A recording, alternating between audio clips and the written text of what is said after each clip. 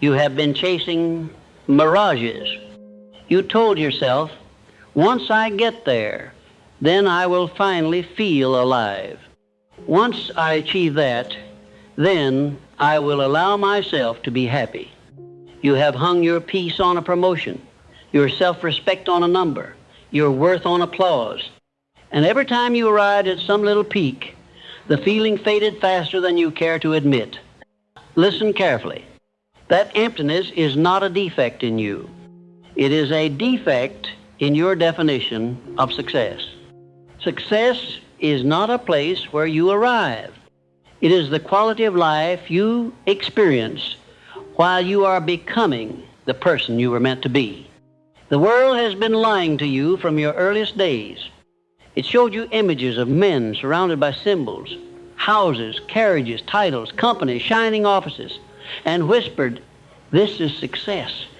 It did not show you the nights those same men spent restless, dissatisfied, terrified of losing what they had grabbed, ashamed of what they had become to gain it. The world sees the crown and calls it victory. It does not see the corrosion underneath. If you follow that version of success, you can gain everything and feel nothing. I am not telling you to despise achievement. Achievement is noble when it flows from the right source. I am telling you to put achievement in its proper place. The true measure of success is not merely what you accumulate, but who you are becoming while you work, build, strive, and serve. If, in the pursuit of your aims, you become smaller inside, more bitter, more dishonest, more anxious, more empty, you have failed, even if the crowd shouts your name. If in the pursuit of your aims you grow larger inside, more disciplined, more grateful, more courageous, more at peace, you are succeeding even if few yet notice. You know this already in moments of quiet honesty. Think of a time when you stretched yourself, not for show, but because something in you demanded growth. Perhaps you learned a skill that once frightened you. Perhaps you controlled your temper where in the past you would have exploded. Perhaps you rose early for weeks to give your best to a task that no one else understood. Do you remember the feeling? Not the pride of boasting, but the quiet satisfaction that whispered, "I am not who I used to be." That feeling is the joy of becoming. That, and not the applause that may or may not follow, is the essence of success. Your error has been this. You have tried to borrow that feeling from events outside you. You have chased titles, quantities, praise, looked from others, as if they could plant in you what only growth can create. You have treated the fruits of success as though they were the roots. They are not. The root is your character. The root is your daily discipline. The root is your thought life, your inner dialogue, your hidden choices. When those are weak, all you can build is a painted facade that trembles with every change of wind. When those are strong, you can lose much and yet remain unbroken. Success, as we are speaking of it, begins the moment you decide that the person you are becoming matters more than the image you are projecting. You can deceive others with appearance. You cannot deceive your own conscience. It knows when you are shrinking to fit the world's approval. It knows when you are betraying your deeper possibilities in exchange for a little comfort. It knows when you are hiding from the work your soul is asking of you. Every time you betray it, your inner joy dims, no matter how many outward winds you gather. You have been taught to measure your life by visible milestones. A better house, a higher wage, a wider circle, a louder applause. Start measuring by invisible ones. Today, I resisted an old temptation. Today, I brought order to a corner of my affairs that had been chaotic. Today, I spoke truth where I once would have lied. Today, I did my work with more concentration than yesterday.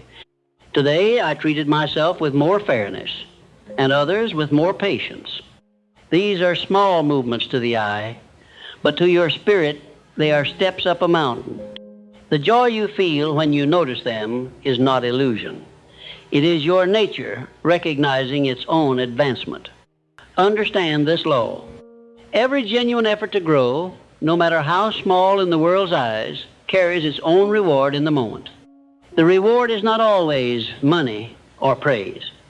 It is dignity. It is the sense that your hours are not being squandered in aimless drifting, but invested in the forming of a man you can respect. That dignity does not wait for some distance someday. It can be felt tonight when you lie down, if you have spent the day becoming instead of merely escaping. Look at how you have treated your days until now. How many of them have been spent trying to run away from yourself?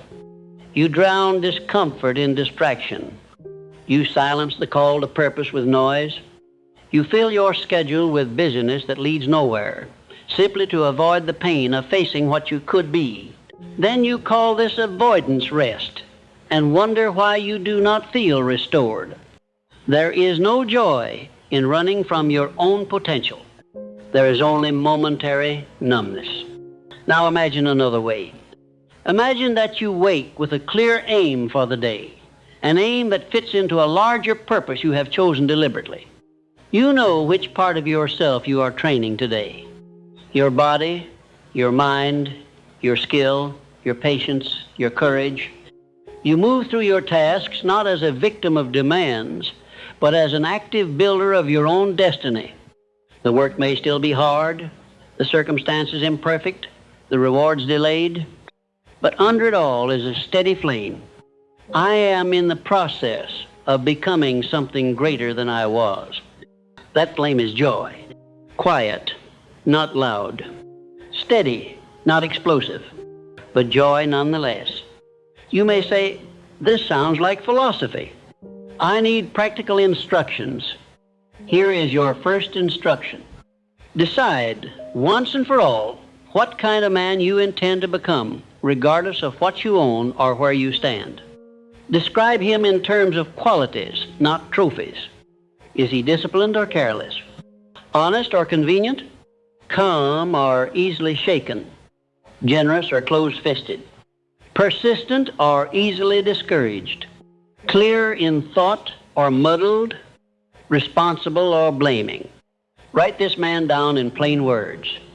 This is your definition of success, stripped of costumes. Once you have written this, ask yourself a harsh question. Is the way I am living today moving me toward this man or away from him? Not in theory, but in fact. Your habits answer, not your hopes. Does your current routine strengthen your mind or dull it? Does your conduct under pressure resemble his or its opposite? Do you speak as he would speak or as your fears drive you? In this moment, do not flatter yourself. The joy of becoming is not for the man who lies about his starting point. It is for the man who dares to see himself as he is and still chooses to climb. Here is your second instruction. Stop postponing your life to when things settle down. Things seldom settle down. They only change their form. Success, as becoming, does not wait for ideal conditions. It uses present ones. If your days are crowded, you carve out a small, protected portion and devote it to the man you intend to be. If your work is menial, you perform it with such excellence that it becomes training and discipline. If your finances are tight, you use that very restriction to develop creativity and self-control. The joy you seek is not in the size of your stage, it is in the sincerity of your performance upon it. Third instruction, refuse to mortgage your present soul for future comfort. The world will tempt you to do things that kill a piece of you inside in exchange for advancement. It'll ask you to deceive, to flatter falsely, to trample others, to betray your own standards because that is how things are done. If you comply, you may gain something, briefly, but in the process you lose the clean, solid joy that comes from knowing you are becoming a man of honor. And without that, every acquired comfort feels hollow. I tell you plainly, No amount of gold can compensate for the misery of living daily with a self you despise. On the other hand, even modest circumstances can be rich if you meet them as a man in training rather than a man in retreat. Success in its truest form is when your outer pursuit and your inner growth walk together. Each step forward in skill is also a step forward in character. Each challenge overcome on the outside corresponds to a limitation broken on the inside. That harmony is what makes effort satisfying. You will find that once you begin to define success as the joy of becoming, the comparison with others begins to lose its poison. You stop obsessing over who is ahead of you, who has more than you, who seems to rise faster. You realize that every man is on his own mountain. Some are climbing a shorter hill and shouting loudly about their progress. Some are lifted briefly by luck, only to slide down again. Some stand still, posing as champions while the rock beneath them crumbles. Why should their positions determine your peace? Your task is your own ascent. Measure your days then by this question. Did I become even slightly more like the man I intend to be? If you did, you succeeded today. Even if no one saw, even if your bank account did not change, even if the world awarded you nothing, and if you did not, if you retreated, indulged, surrendered to impulses that drag you backward, that is failure for that day, even if you impressed many. This scale is unforgiving, but it is honest. It prevents you from calling decay success simply because it wears a shiny coat. As you embrace this new definition, something powerful happens. The work that once felt meaningless begins to feel purposeful because you tie it to who you are becoming. The delays that once maddened you become bearable because you treat them as seasons of inner strengthening. The setbacks that once broke you become lessons that refine your approach. You stop living only for the distant day when everything is perfect and start extracting meaning from the struggle itself. That, and not the fleeting thrill of arrival, is what will sustain you through the long road. Do not misunderstand me. There is joy in arriving at goals. There is satisfaction in seeing plans fulfilled, in holding tangible proof of your effort. But this joy is short-lived if nothing deeper is happening within you. Without growth, arrival quickly turns to boredom, boredom to restlessness, restlessness to self-destruction. A man who has built no inner life must constantly seek larger and louder victories just to feel alive. He is like a starving man who keeps ordering bigger plates of food that cannot nourish him. You are being invited to a different way, a path where each day of honest effort already contains a portion of the reward. When you live this way, the greatest thrill is not what you have, but what you are becoming capable of. You look at your own thoughts and reactions and say, I am sharper than I was. I am steadier than I was. I am kinder and stronger than I was. That is a form of wealth that cannot be stolen by thieves, taken by markets, or erased by misfortune. So I ask you directly, will you continue to chase a definition of success that leaves you empty at the summit? Or will you dare to shift your aim, to live for the joy of becoming, to treat every day as training, to count as victory not just what you collect, but what you are? Your answer to that question will determine whether your remaining years are spent decorating a shell or developing a soul.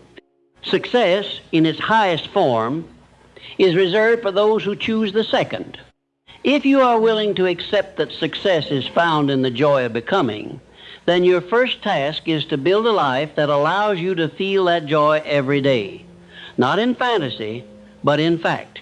This does not mean abandoning your present duties or throwing away your responsibilities. It means using them differently. It means turning your ordinary day into a workshop where your character, mind, and spirit are under deliberate construction. Most men treat their day as something to endure. They drag themselves through their tasks as if life were a sentence to be served. Then they wonder why there is no joy in it. Joy cannot live where a man moves as a slave to his own hours. Begin by bringing intention into your morning. When you rise, you can either wake up as the same man you were yesterday, or you can wake up as the craftsman of a better man. The difference lies in a few quiet moments of decision. Before the noise of the world enters, sit alone and ask yourself plainly, what am I building in myself today? Not what do I hope will happen, but what part of my character will I train?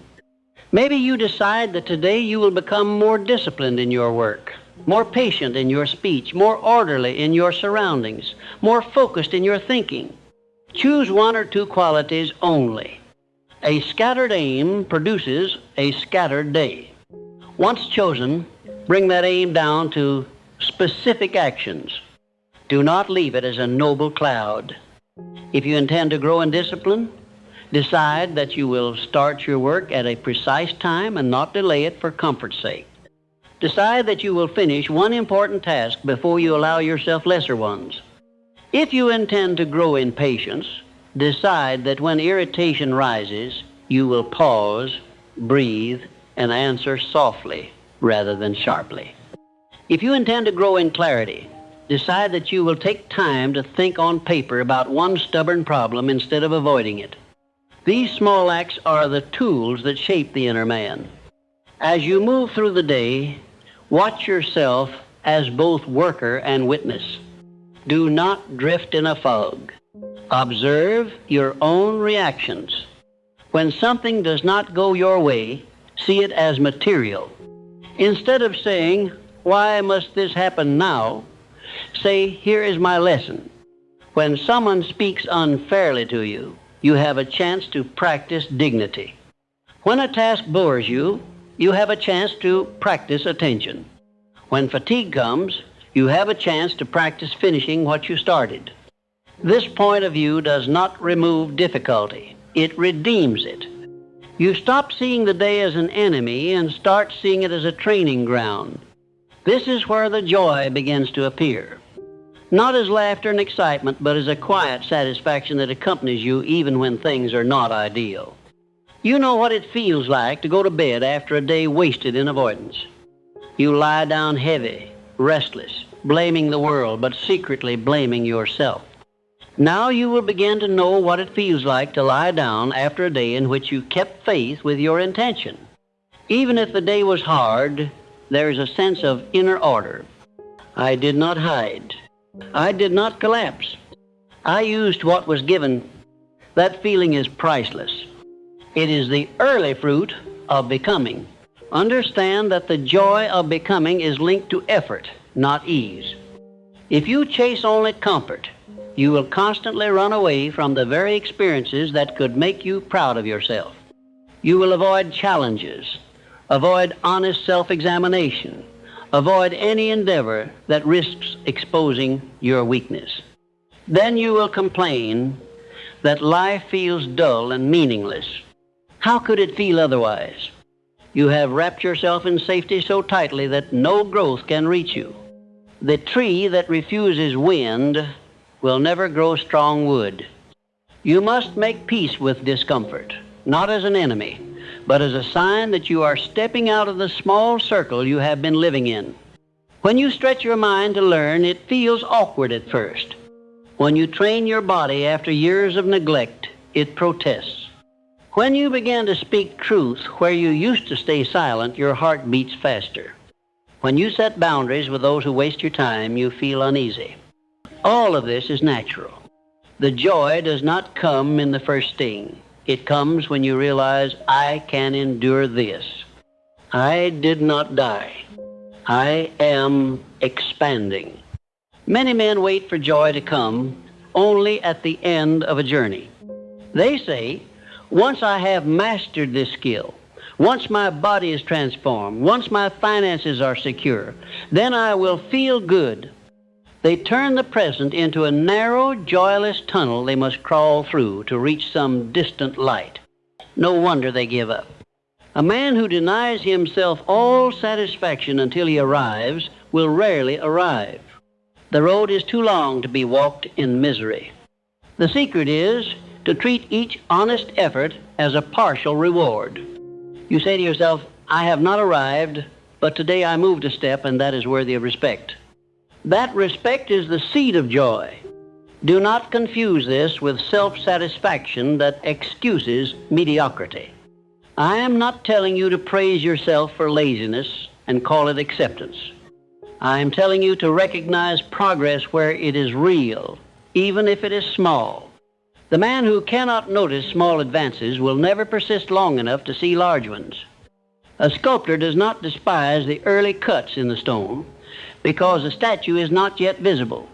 He knows that the beauty he seeks is hidden in those ugly, rough beginnings. You are the stone and the sculptor. Every disciplined choice is a cut. Every honest hour of work is a cut. Every act of courage is a cut. The statue is your future self. As you practice this way of living, pay attention to how you speak about your journey. Your words either feed joy or poison it. When you talk about your efforts as burdens, I have to do this, I have to do that, life is nothing but grind. You make yourself a victim of your own mission. No wonder you feel miserable. Try speaking differently. I get to train myself today.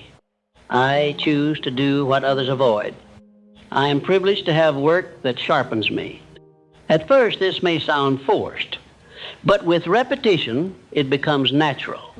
Your subconscious accepts it and begins to supply you with energy instead of resistance. Guard yourself against the habit of constant complaint. Complaint, even about small things, is a thief of joy. It teaches your mind to focus on what is missing instead of what is forming. Men who complain all day cannot feel the joy of becoming because they spend their energy cursing the very conditions that are meant to develop them. If your work is hard, use it to become resilient. If your surroundings are humble, use them to become resourceful. If your path is slow, use it to become patient. Each time you choose this interpretation over complaint, you protect your inner joy. Another enemy of the joy of becoming is comparison. When you measure your progress by the life of another man, you place your peace in his hands. You will always find someone further ahead in some area. Their success may be real, or it may be a carefully arranged display. You likely do not know what price they paid or what compromises they made. Yet you use their image to condemn your own journey. This is foolishness. You are not walking his road. You are walking yours. The only fair comparison is between who you were and who you are becoming. Ask yourself, am I stronger than I was a year ago? Wiser than I was yesterday? More honest with myself today than I was in my youth? If the answer is yes, you have reason for joy, even if you still fall short of your ultimate ideal. If the answer is no, then your task is not to envy another man, but to return to your own discipline. The race is not against him, it is against the pull of your lesser nature. Each time you win that race, even in a small way, you experience the clean satisfaction that no outside comparison can provide. Let us speak also of rest. A life of becoming is not a life of frantic exhaustion. It is not the endless pursuit of activity for its own sake. Many men mistake rest for idleness and idleness for rest. Idleness is the avoidance of responsibility. Rest is the renewal of strength for responsibility. When you have spent your day in sincere effort toward your chosen growth, you can rest without guilt. You can sit quietly, read, reflect, enjoy simple pleasures, and feel refreshed because you know you have earned this pause. That knowledge turns even simple moments into joy.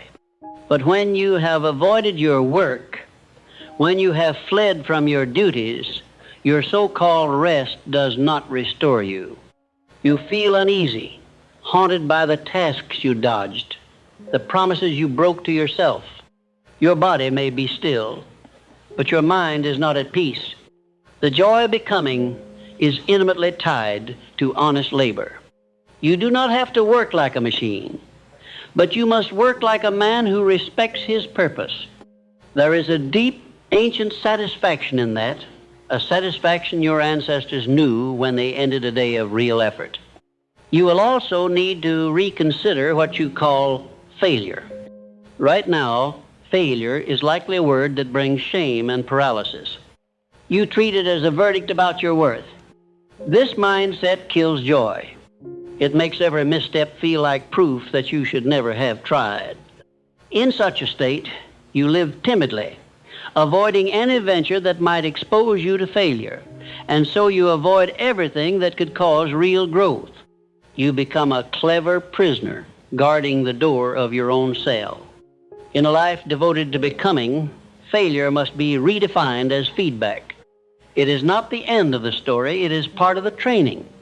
When a child is learning to walk and falls, we do not shout, "You have failed, walking is not for you."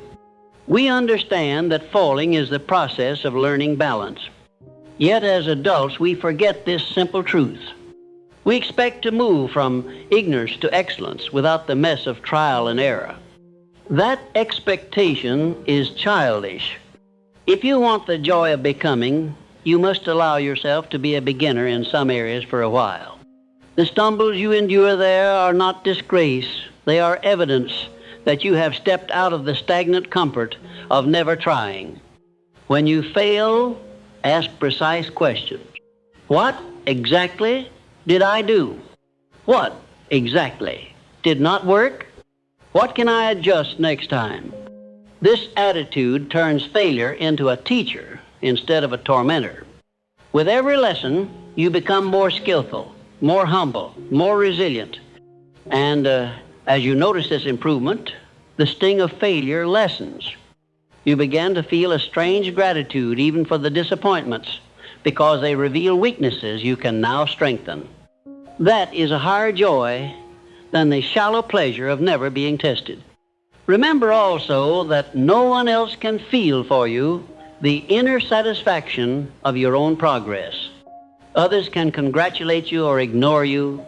They can praise or criticize. But the real joy, the sense of walking forward, of outgrowing your old self, belongs only to you. This is why you must not build your life on the applause of the crowd. Applause comes and goes. Sometimes it follows real merit. Sometimes it follows noise and show. If your only joy comes from being seen, you will live in panic when the audience turns its head. Build instead on the quieter foundation of self-respect. Self-respect grows each time you behave in harmony with your best understanding.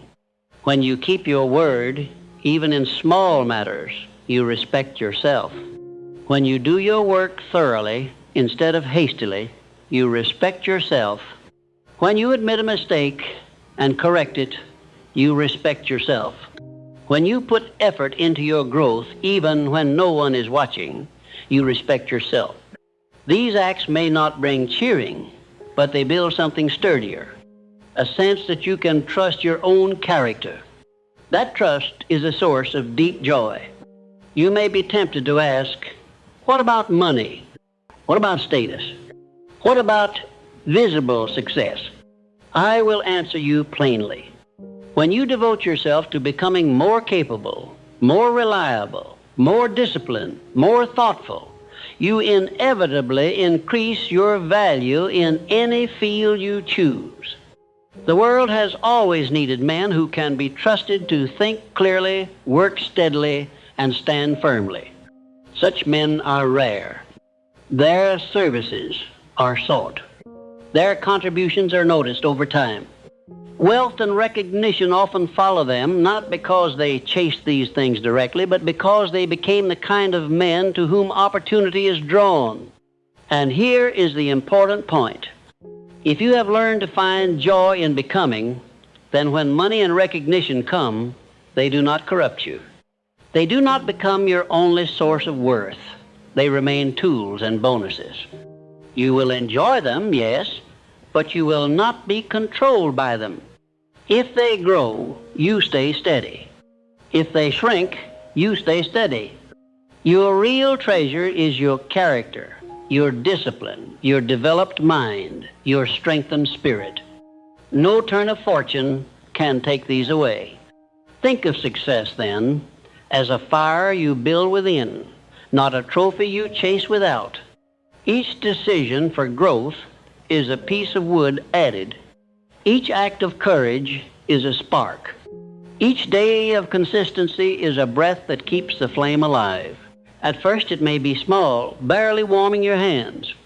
With time and attention, it becomes a steady blaze that warms your whole life and those around you.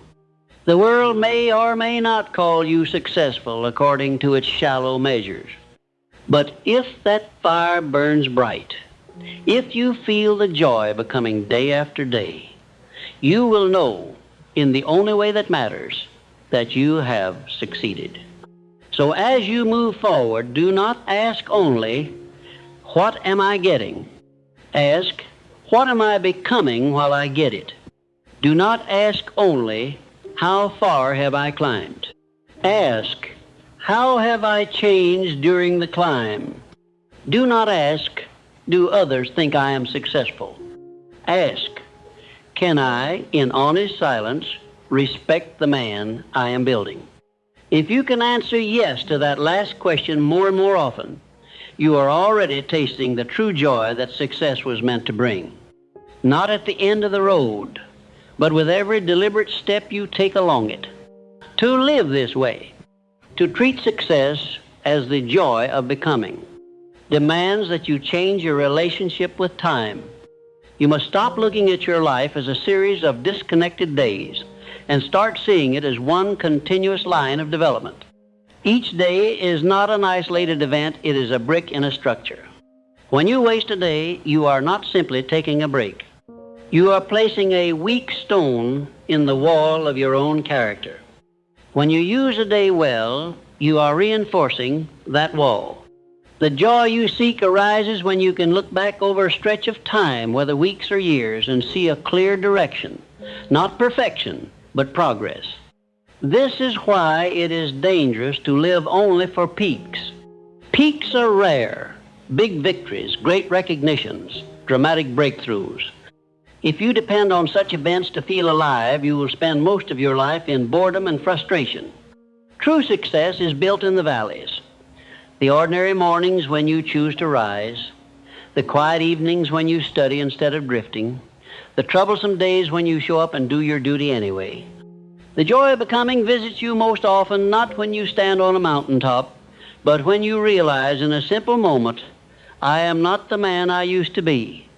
That realization seldom arrives with trumpets. It comes in a quiet awareness, perhaps while performing some common task that once defeated you. Consider how you handle repetition. Most people detest repetition. They want constant novelty, new stimulation, new distractions. They call routine boring and then wonder why their lives lack depth. But repetition, applied correctly, is one of the tools by which you become powerful. Every skill is built through repeated practice. Every virtue is strengthened by repeated use. Every refinement in thought comes from revisiting the same ideas until they sink below the surface and govern you without effort. The man who embraces repetition as a friend of mastery feels joy where others feel only tedium. Ask yourself, when you repeat a useful action, do you feel imprisoned or invested? There is a profound difference. If you perform your duties mindlessly, resentfully, just to get them over with, you rob yourself twice. Once of the growth that careful work could give you, and once of the satisfaction that comes from doing something well. But if you approach repeated tasks as a chance to sharpen your attention, refine your speed, improve your steadiness, then each repetition adds a layer of competence and confidence. You are no longer just completing motions. You are forging a self. That awareness turns the most humble routine into an exercise in becoming. You must also learn to take deliberate control of your inner conversation. The voice that speaks inside you all day long is either a saboteur or an ally. When it constantly whispers, "This is pointless," you are stuck. Nothing will come of this. It poisons the joy that could be found even in effort. When it speaks differently, "This is shaping you. Stay with it. You are learning what others avoid. You are building something no one can see yet. It feeds your strength." This is not superstition. It is simple psychology.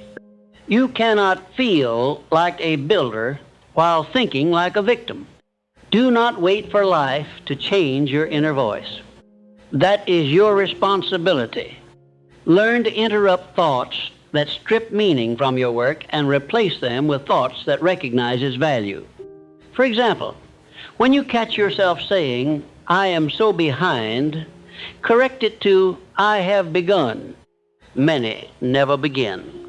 When you catch yourself thinking, "I am not good enough," answer, "Perhaps not yet, but I am improving every day, and that is within my control."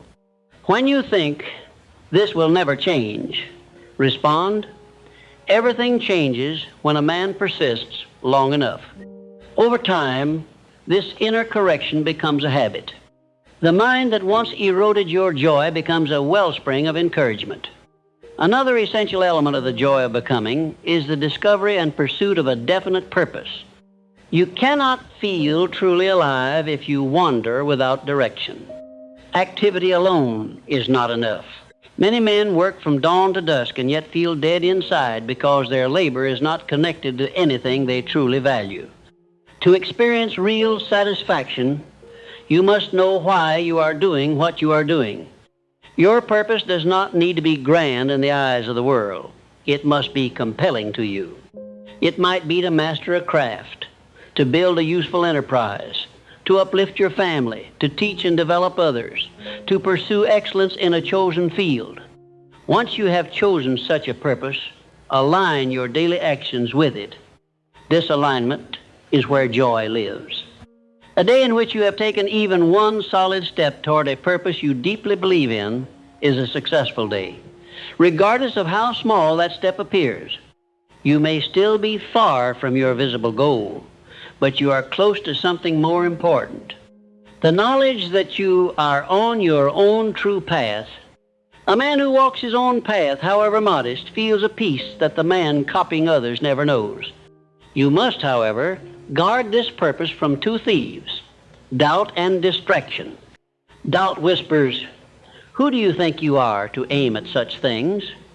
There's so many more talented, more fortunate, more prepared." Distraction says, "Why strain yourself? There are easier ways to pass the time. You can always begin tomorrow." If you listen to these voices long enough, you will lose both your purpose and your joy. You will sink into a gray existence where nothing is truly at stake and nothing truly satisfies. The antidote to doubt is evidence. Not imagined evidence, but small, concrete proofs that you are capable of growth. Each time you complete a task you once avoided, each time you learn something you once thought too difficult, each time you honor your word despite temptation, you gather evidence that your old self-image was too small. Take note of these proofs. Write them down if you must. Return to them when doubt tries to convince you that you are doomed to repeat your past. You are not. Becoming is not a dream. It is a process that leaves tracks. The antidote to distraction is structure. Without some structure, your days dissolve into impulses. You do whatever feels easiest in the moment, and the moment always favors comfort over growth. Set clear blocks of time for your development. Time for learning, time for focused work, time for reflection, time for physical movement. Protect these times as a farmer protects his seed. Others may not understand they are not responsible for your life. You are. As you honor this structure, your respect for yourself increases, and with it, your joy. Let us speak now of relationships. The joy of becoming is not meant to turn you into a hermit obsessed only with personal advancement. It is meant to make you more useful, more present, more capable of contributing to the lives of others. But you must choose your close companions with care. The people who surround you will either nourish your growth or choke it. Spend enough time with men who mock effort, who glorify laziness, who sneer at discipline, and you will feel foolish for trying to become anything more. Your joy and progress will be slowly replaced by shame. Seek instead the company of those who are also striving. They need not share your exact goal, but they should share your respect for growth. When you speak of your efforts, they understand because they are engaged in their own. They do not ridicule your standards. They challenge you to maintain them. In their presence, you feel encouraged to be your best, not pressured to be your worst. Such companions are rare, but even one or two can greatly increase the joy of your journey. If you cannot yet find them, be that kind of person yourself. Your example will eventually attract your own kind. At the same time, learn to bear without resentment those who do not understand your path. You will meet people who interpret your seriousness as pride, your discipline as extremism, your focus as coldness. If you spend your energy trying to correct every misunderstanding, you will drain yourself and lose your joy. Let your results and your character speak over time. It is enough that you and your conscience know what you are doing and why. The approval of every onlooker is neither necessary nor possible. The man who insists on being understood by everyone will never dare to live by his own deeper convictions. You must also develop the art of gratitude, not as a polite habit, but as a powerful lens through which you view your progress. The man who cannot be grateful on the way will not be grateful when he arrives. He will simply move his sense of lack to a higher level. Gratitude does not mean pretending that everything is perfect. It means acknowledging what is good and usable even in an imperfect situation. You can be grateful for the chance to start again, for the strength to work, for the lessons hidden in your failures, for the few people who truly support you, for every insight that lights your path. Gratitude and the joy of becoming are brothers. Gratitude says, I am thankful for what is here. The joy of becoming adds, and I am excited for what I am growing into. Together they create a state where you can appreciate the present while working toward the future. Without gratitude, your efforts become cold and joyless. Everything feels like burden. Without becoming, gratitude can turn into passive resignation. With both, you stand in the powerful position of a man who honors his current blessings while actively expanding his capacity. You will notice, as you progress, that the nature of your desires begins to change. When you were driven only by the world's definition of success, your desires were mostly outward. Possessions, positions, proofs to show others. As you commit to becoming, your desires grow inwardly refined. You begin to want more wisdom than applause, more composure than show, more respect from your own heart than from a crowd. This does not mean you reject outer successes. It means you no longer worship them. You see them as side effects of inner qualities, not as replacements for them. This inner refinement brings a particular kind of joy, the joy of integrity. Integrity does not mean perfection, it means wholeness. It means that your thoughts, words, and actions are moving in the same direction. When you say you value honesty, you speak truth, even when it costs you. When you say you value health, you choose habits that support it. When you say you value contribution, you actually give of your time, skill, or resources. Each time you align your behavior with your stated values, you feel more solid. Each time you betray them, you feel divided. The joy of becoming thrives on integrity, because only a whole man can truly enjoy his own growth. There will be days, of course, when nothing seems to go right. Days when your mind is clouded, your body heavy, your work disrupted, your efforts misunderstood.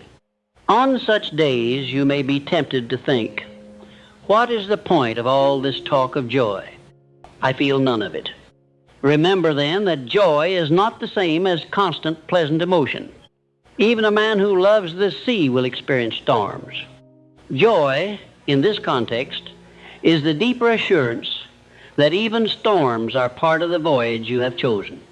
On your worst days, the fact that you are still committed, still holding to your principles, still getting back up, that alone is cause for a quiet sense of victory.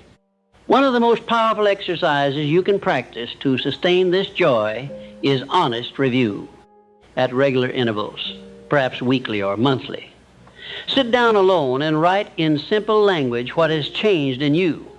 Do not flatter yourself and do not punish yourself.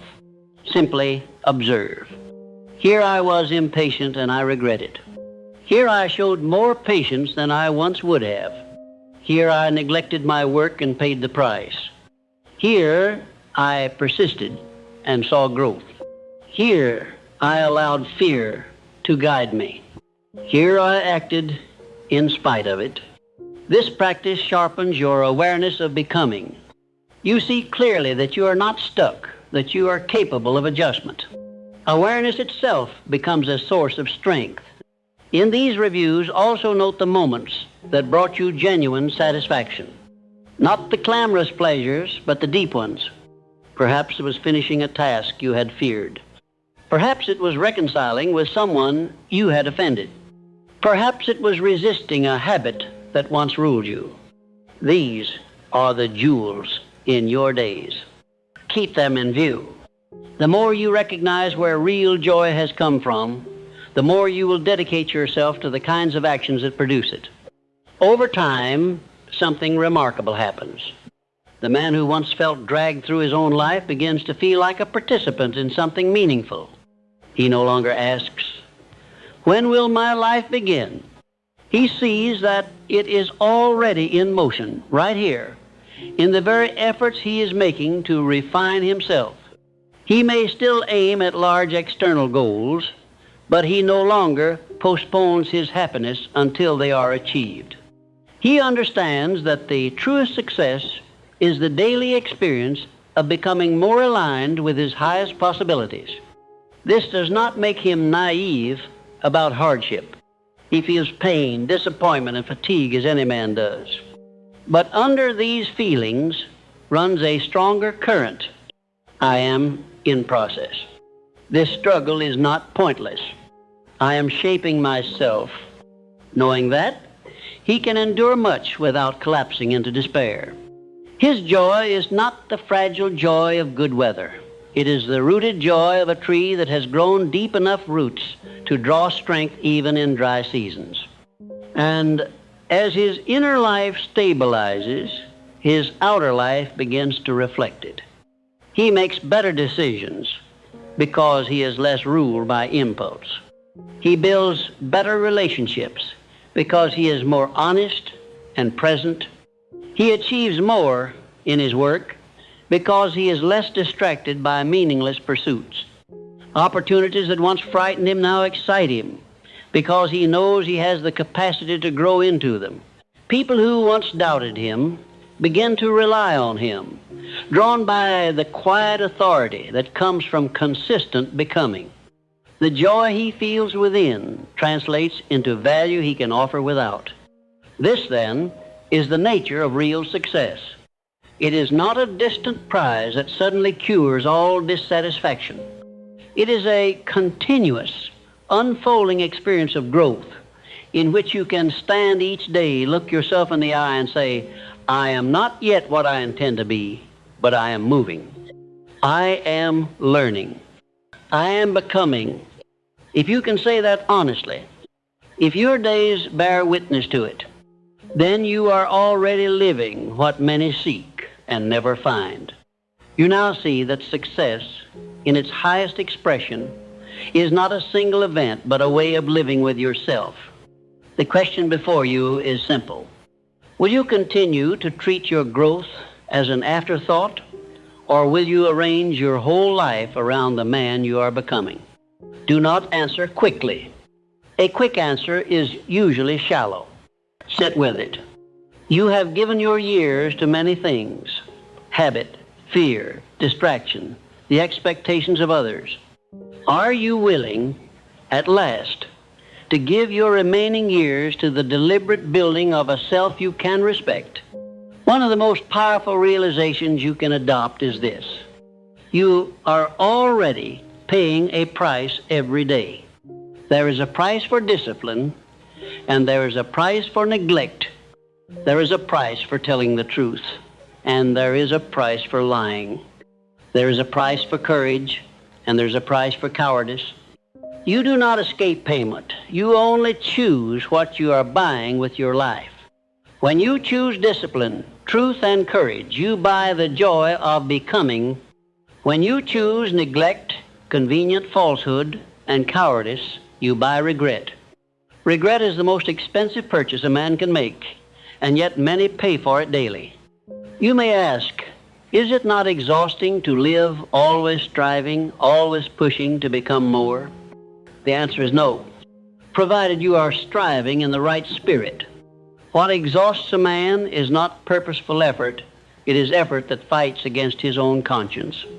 When you drag yourself through tasks you secretly believe are beneath you, when you pretend to care about things that do not truly matter to you, when you bend your life into shapes that impress others but dishonor yourself, that is exhausting. The tiredness that comes from honest, self-directed growth is of a different kind. It is the pleasant fatigue of a craftsman putting away his tools at the end of the day. His body may ache, but his spirit rests. To live this way, you must stop begging life to be easier and start asking yourself to be stronger.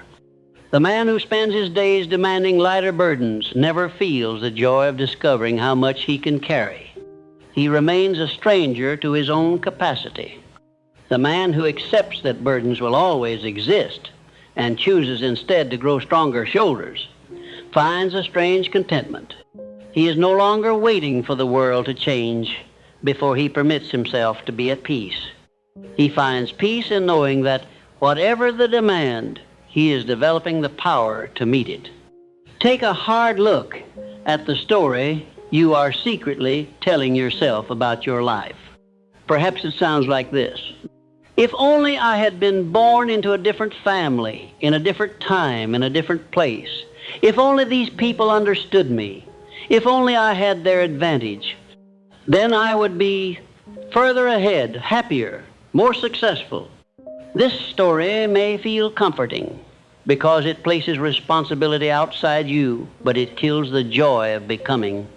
As long as you believe that your progress depends on forces beyond your control, you will never fully engage your own ability. Change the story. Say instead, I have been given exactly the material I need to build the man I am meant to be. My obstacles are my raw materials. My limitations are my training weights. My disappointments are my instructors. I may not have chosen these circumstances, but I choose what to make of them. This is not romantic talk. It is a practical decision. Two men can endure the same hardship while becoming entirely different people. One uses it to justify his stagnation. The other uses it to justify his rise. The hardship is the same, the response is different. The joy belongs to the one who responds as a builder. Understand that becoming is never a straight line. You will have days when the old you resurfaces. Days when you fall into a temper you thought you had mastered. Days when laziness wins. Days when fear locks your tongue and hands. Do not let such days convince you that your efforts are meaningless. Progress is a pattern measured over time, not a single moment. When you fall, do not waste hours cursing yourself. Acknowledge the slip, study it, and step back onto the path. The speed with which you return to your chosen direction is itself a mark of growth. There is a quiet power in refusing to dramatize your setbacks. The immature man makes every stumble a tragedy, and in doing so grants it more weight than it deserves. The maturing man learns to say, "I fell today." That is all. Tomorrow I rise earlier, I prepare better, I stay more alert. In this calm response, he protects his joy. He refuses to let one bad day define the entire journey. He understands that a sculptor does not abandon his statue because one strike of the chisel was misplaced. He studies the error, adjusts his hand, and continues carving. One of the noblest uses of the joy of becoming is this: to support others in their own growth without needing to control their path. When your only concern is outward success, other people are either competitors or spectators. You either compare yourself to them or perform for them. But when you are committed to becoming, you start to see others as fellow travelers.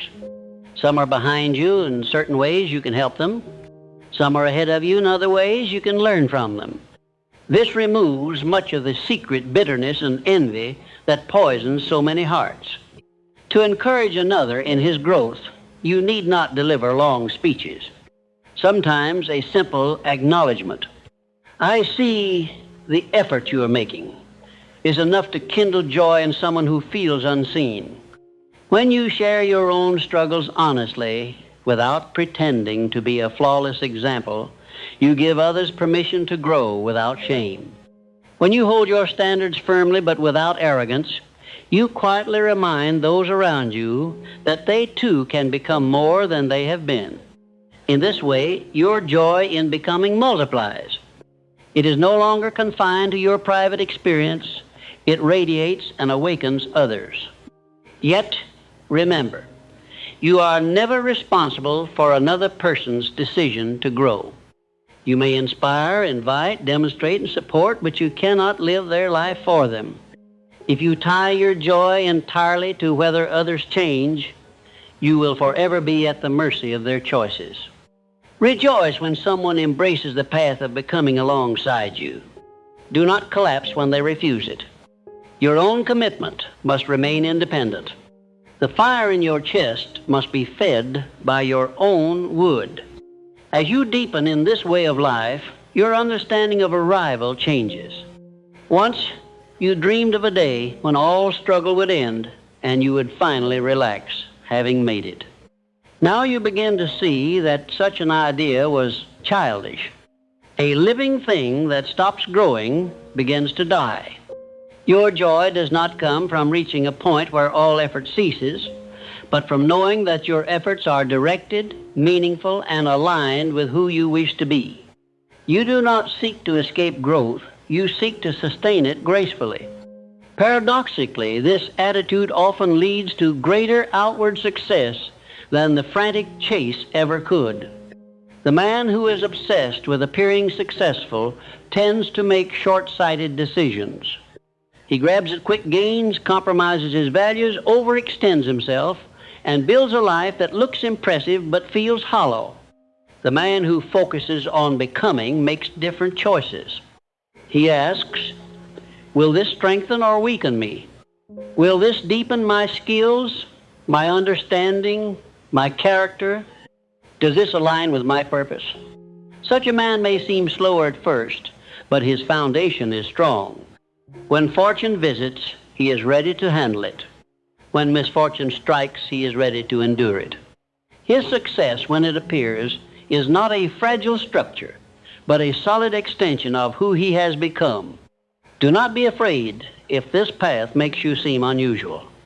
The age in which you live, like every age before it, is full of men who trade their birthright for immediate comfort and spectacle. They will not understand why you think so carefully about your days, why you guard your mind against petty influences, why you avoid certain entertainments that dull your edge, why you choose modest and steady progress over loud and erratic leaps. Let them wonder. You are not responsible for explaining your discipline to those who have chosen drift. You are responsible for living your conviction. There will come a day, if you persist, when you will look back on your former self with a mixture of compassion and gratitude. Compassion, because you will remember how confused, afraid, and scattered you once were. Gratitude, because even in that state, there was enough spark in you to begin this journey. You will thank the earlier version of yourself for every small decision he made in your favor. Every book he chose to read instead of wasting an evening, every early morning he answered, every temptation he resisted, every risk he took to stretch beyond his comfort. Those modest choices are the inheritance you now enjoy. In the same way, your present choices will become the inheritance of your future self. Imagine that future self standing before you now. He has more wisdom, more steadiness, more strength than you currently possess. He has walked through storms you have not yet seen.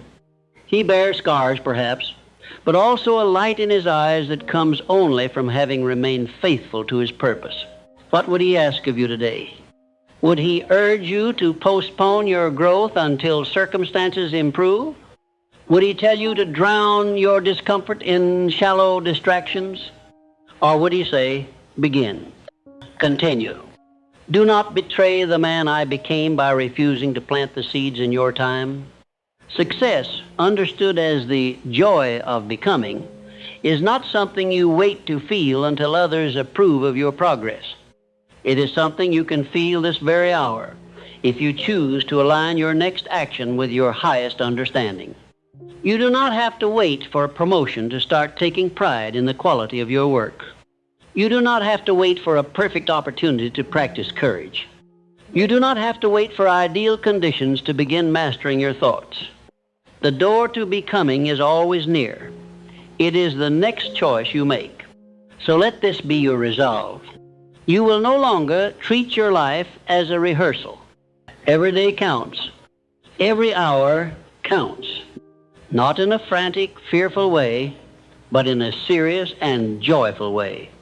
You are building something with every decision, either a prison of habit that shrinks you, or a temple of character that elevates you. The tools are in your hands. The materials are your present circumstances. The blueprint is the man you have decided to become.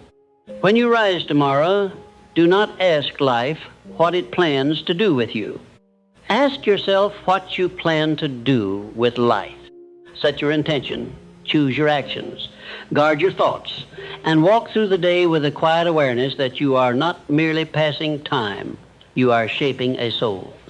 Let that awareness be your joy. Let that joy be your definition of success. And as the years unfold, you will find that whether or not the world writes your name in its records, you have written something far more important. A story of inner victory, chapter by chapter, in the only place where success truly matters, within.